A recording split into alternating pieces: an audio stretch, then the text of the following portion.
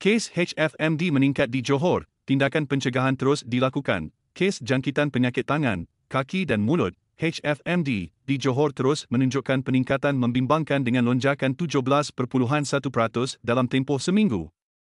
Ia menyusul selepas kes jangkitan penyakit HDMD di Johor dilapor merekodkan peningkatan tertinggi dengan lonjakan 20.5% dalam tempoh seminggu pada minggu lalu.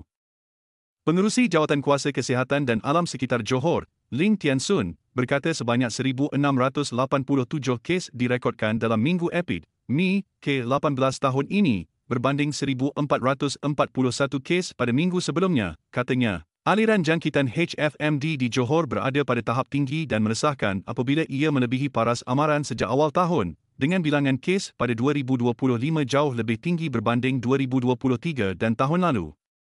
Kumulatif kes HFMD Johor sehingga Mei 182025 kini sebanyak 11,551 kes, sebanyak 400 kes dikesan daripada 3,202 orang individu yang terdedah dengan julat kadar serangan dari 3.9 hingga 42.9%.